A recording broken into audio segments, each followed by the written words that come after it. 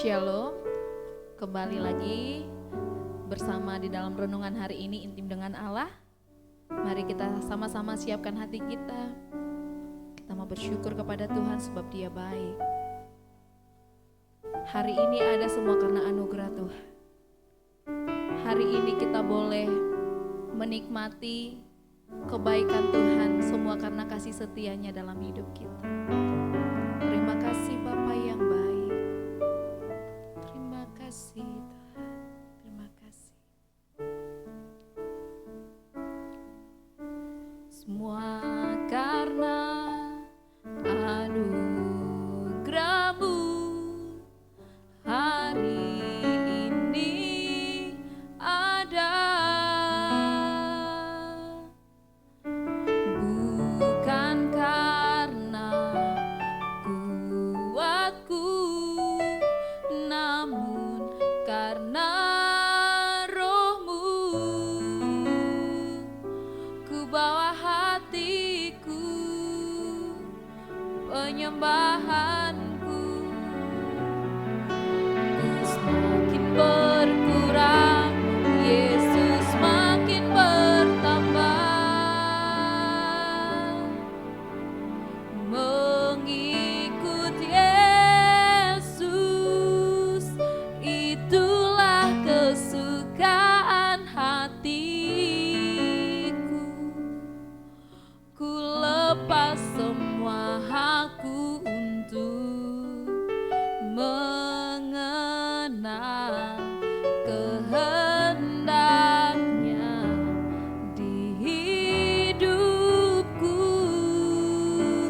Mengiring Yesus, itulah kekuatan hidupku. Ku yakin anugerahnya mampu jadikanku hamba yang berkenan selalu.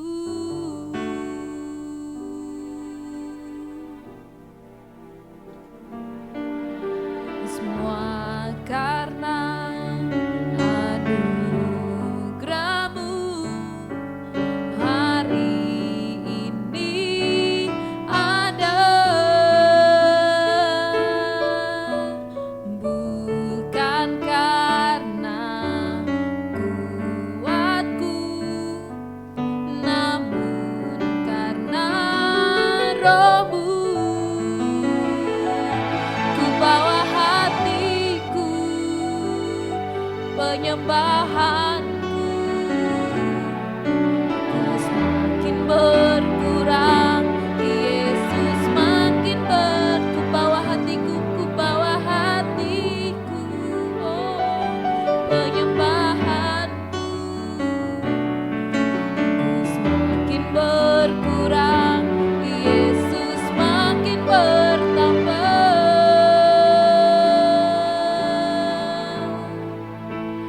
Mengikut Yesus, itulah kesukaan hatiku.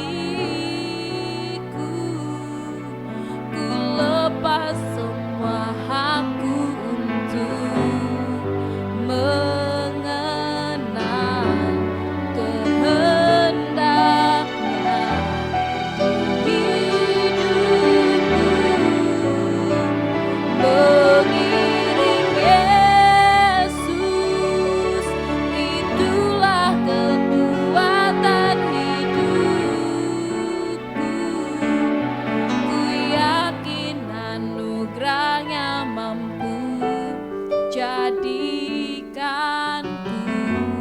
hamba yang berkenan selalu.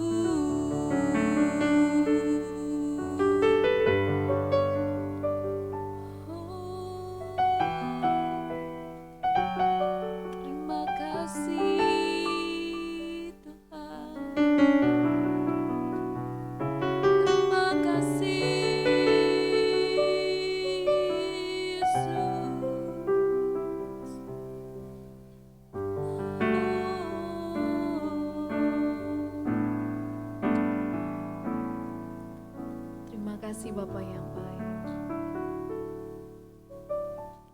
Ini ungkapan hati kami Tuhan,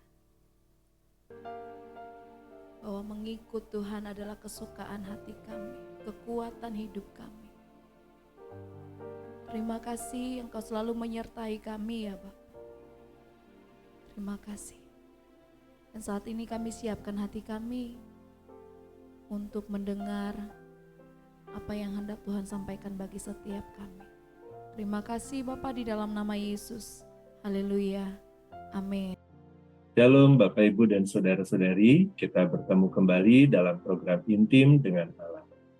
Pembacaan Alkitab terprogram pada hari ini berada pada Ulangan pasalnya yang ke-11, 12, dan 13 dengan perhatian khusus pada Ulangan 11 ayatnya yang ke-13 sampai dengan 15. Renungan pada hari ini berjudul Buah dari Ketaatan.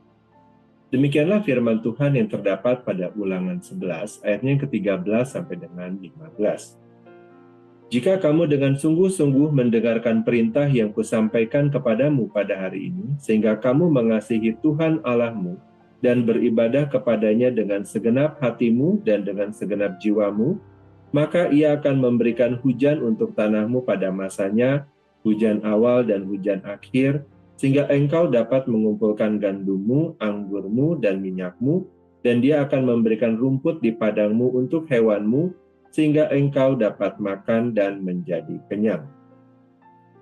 Bapak, Ibu, dan Saudara-saudari, menurut Bilangan 33 ayat pertama sampai dengan 49, orang Israel berkemah 41 kali sebelum mereka menyeberangi sungai Yordan. Pada Ulangan 9 ayatnya pertama sampai dengan kedua disebutkan demikian. Engkau akan menyeberangi sungai Yordan pada hari ini dan akan menghadapi orang Enak di bagian selatan tanah Kanaan.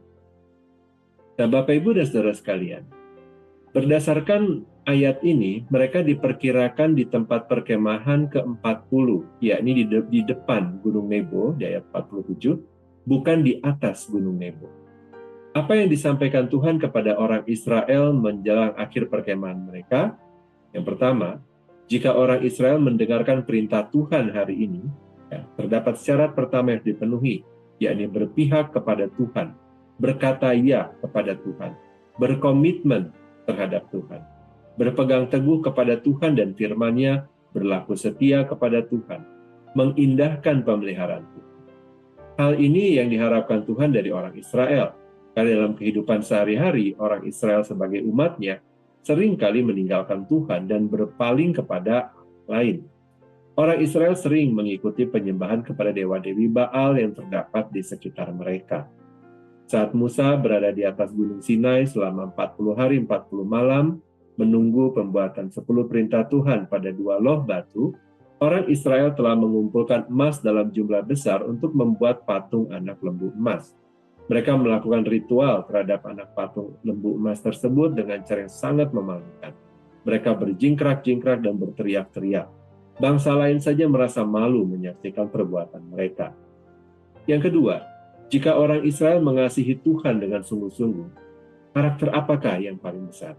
Yang paling besar adalah kasih, melebihi iman dan pengharapan. 1 Korintus 13 ayat 13. Mengapa kasih yang lebih besar? Karena Allah adalah kasih. 1 Yohanes 4 ayat 7-8. Jika demikian, apakah yang dimaksud dengan mengasihi? Berdasarkan kedua nat di atas, mengasihi artinya mengenakan karakter Allah terhadap seseorang. Selanjutnya, apa yang dimaksud dengan mengasihi Allah? Mengasihi Allah artinya mengembalikan segala sesuatu yang terdapat dalam kehidupan ini kepada Allah, karena hidup ini berasal dari Allah. Dengan demikian, orang Israel jangan memalingkan kehidupan kepada ilah lain. Tidak patut melupakan Allah yang menciptakan kehidupan. Tidak semestinya menduakan sesembahan. Bapak, Ibu, dan saudara-saudari, menduakan Tuhan adalah tindakan yang keji. Mempersembahkan sesuatu kepada Baal adalah yang sangat ditentang Allah. Orang Israel seringkali berpaling dari Allah yang memanggil nenek moyang mereka. Ilah lain adalah buatan, bukan pembuat. Anak lembu emas adalah ciptaan manusia, bukan pencipta manusia. Patung adalah buatan tangan manusia, bukan yang membuat manusia. Yang ketiga, jika orang Israel beribadah kepada Tuhan dengan segenap hati dan segenap jiwa. Apa yang dimaksud dengan beribadah? Beribadah artinya membungkukkan seluruh hidup kepada Tuhan. Segenap hidup berkata iya kepada Tuhan. Tubuh, jiwa, dan roh mengabdi kepada Tuhan. Pikiran, sikap hati, dan tindakan menundukkan diri kepada Tuhan. Mempersembahkan segenap kehidupan kepada Tuhan. Roma 12 ayat 1-2. Mengasihi Tuhan dengan segenap jiwa, akal budi, dan kekuatan. Ulangan 6 ayat 5. Menyembah Dia dalam roh yang ikhlas dan tulus. Tidak berbakti kepada Allah lain. Tidak berpaling kepada ilah lain. Inilah ibadah yang sesungguhnya. Bapak, Ibu, dan saudara-saudari, jika orang Israel mendengarkan perintah Tuhan hari ini, jika orang Israel mengasihi Tuhan sungguh-sungguh, dan jika orang Israel beribadah kepada Tuhan dengan segenap hati dan segenap jiwa, maka Tuhan akan sebagai berikut. Pertama, Ia akan menurunkan hujan untuk membasahi tanah orang Israel pada musimnya. Menurut berbagai sumber, musim panas di Israel berlangsung selama 4,5 bulan dari tanggal 25 Mei sampai dengan 8 Oktober, dan suhu tertinggi di atas rata-rata 26 derajat Celcius. Musim dingin selama 3,1 bulan dari 7 Desember sampai dengan 10 Maret, dan suhunya di bawah 5 derajat Celcius. Musim yang sangat dingin berlangsung pada bulan Januari dengan suhu terdingin 5 derajat Celcius dan tertingginya 12 derajat Celcius. Bapak, Ibu, dan saudara-saudari, pergantian musim secara tepat di Israel dapat mempengaruhi keimanan orang Israel kepada Tuhan. Dengan pergantian musim yang teratur, orang Israel akan dapat melakukan perhitungan waktu untuk menyemaikan benih berbagai tanaman yang diharapkan. Apa yang terdapat dalam firman Tuhan ini telah terbukti pada zaman Elia. Elia berdoa meminta musim kemarau selama 3,5 tahun. Setelah itu ia berdoa supaya hujan turun dan betul dikabulkan oleh Tuhan. 1 Raja-Raja 14 ayat 41-46. Segala musim terjadi karena seturut dengan kuasanya. Yang kedua, dapat mengumpulkan gandum, anggur, dan minyak. Setelah Tuhan mengatur musim, orang Israel akan dapat menabur benih gandum dan anggur tepat waktu. Tentu saja hasilnya akan baik. Demikian juga dengan pohon zaitun akan menghasilkan minyaknya secara maksimal. Yang ketiga, dia akan memberikan rumput di padang untuk hewan. Musim yang teratur akan menumbuhkan rumput di berbagai tempat. Dengan demikian, ternak yang mereka miliki akan memiliki persediaan makanan yang lebih terjamin dan berkualitas. Sebagai bangsa peternak, mereka akan mampu memprediksi lokasi yang telah ditumbuhi rumputan sesuai dengan musim yang terjadi. Dan yang keempat, menikmati makan dan bisa kenyang. Karena berkat Tuhan, orang Israel dapat menikmati makanan hasil gandumnya, anggurnya, dan minyaknya. Inilah salah satu ciri berkat Tuhan bagi umat. Bapak, Ibu, dan saudara-saudari, apa makna firman Tuhan ini bagi orang Kristen saat ini? Mari kita berpegang teguh kepada Tuhan dan firman-Nya, bergantung sepenuhnya kepada kuasa dan kedaulatannya, meyakini Tuhan secara total tanpa ragu sedikit pun, beribadah sepenuhnya kepadanya, membungkukkan diri kepadanya, memuji Tuhan tanpa henti, dan selalu berkata, Tuhan itu baik. Ia akan mengatur setiap musim kehidupan kita. Musim demi musim dalam kehidupan setiap orang akan Dia atur karena anugerah-Nya yang tidak terselah. Allah selalu memperhatikan setiap orang yang berharap sepenuhnya kepadanya. Dia akan memberkati iman, karakter, pelayanan, pekerjaan, ibadah, dan persekutuan kita di dalam anugerah-Nya. Tidak hanya itu, kita akan juga dapat diberkati oleh Tuhan. Tuhan berkenan memberkati apa yang kita kerjakan dan peternakan apa yang kita usaha. Selama kita dalam bait-Nya, Ia akan memberikan kedamaian di sepanjang kehidupan kita. Demikianlah renungan saat ini, kiranya dapat menguatkan iman kita dalam menjalani kehidupan sehari-hari. Mari kita berdoa. Bapa yang baik, kami bersyukur untuk pembacaan firman Tuhan dan renungan yang telah kami dengar pada hari ini, yang mengingatkan kami bahwa Engkau adalah Allah yang berdaulat dalam kehidupan kami. Kami bersyukur Engkau selalu memperhatikan setiap orang yang berharap sepenuhnya kepadamu. Engkaulah Tuhan yang akan memberkati iman, karakter, pelayanan, pekerjaan, ibadah, dan persekutuan kami dengan Tuhan di dalam anugerah yang Engkau berikan kepada kami. Pimpinlah kami ya Tuhan untuk kami dapat menjalani hidup kami di dalam syukur kami kepada Tuhan.